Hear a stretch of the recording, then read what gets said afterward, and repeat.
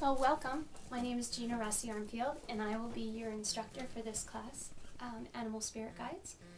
And I based this class upon an article that I wrote for Somerset Studios called Heeding the Call. And the journal came about from my love for animals and also my love for art. Animals, to many Native Americans, are messengers or teachers. They are sent to us as guides, and these are my own personal beliefs as well. And I wanted to share that with you. I use black and white photography, most of the time my own, and I incorporate that in my artwork. That's sort of my thing for my paintings as well as my journal work. And for this theme, combining the two was very natural. So I wanted to share with you the actual journal that I created, and as a way to start the class. So this is actually not from a photograph. This is actually a sketch that I did with Caran d'Ache and different types of pencil for the cover. And then I actually attached feathers to the outside here. And this is just paper and tape and some layering.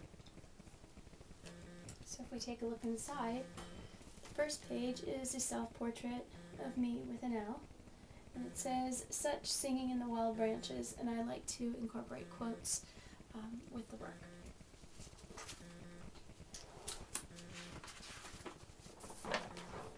The next page says "Listen," and this is work that I did of crows, and these were 2 pieces, and we will learn that technique in the second week, drawing into the photographs to make them part of the piece and make them look like your own.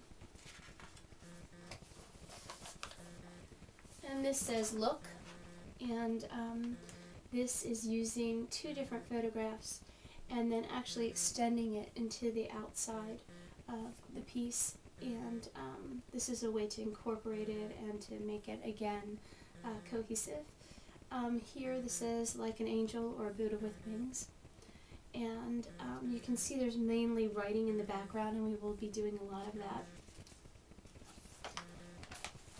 This page was my actual photographs, and this is Meridian, which is the horse that I ride, and she's the special horse in my life. And this says, "A dog looks up to a man, a cat looks down on a man, but a patient horse looks a man in the eye and sees him as an equal." And so I just love the feeling of that and the pictures of her eyes. And then you can see that I've used these feathers continually. These are images that I had taken of a feather, and I like to use reoccurring themes in my work, and so you'll see that throughout. And that's a nice way of making your journals or your work cohesive. And then this is "See," and this is based on a hawk. And you can see the drawing into the photograph and then the drawing out of the photograph, which is very important to incorporate the piece. It said, "I began to understand what the bird was saying."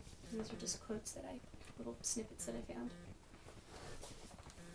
This piece is "Speak," and it's, again, a crow with lots of writing and incorporating all those techniques that we were talking about earlier. And that is actually the last page in the piece.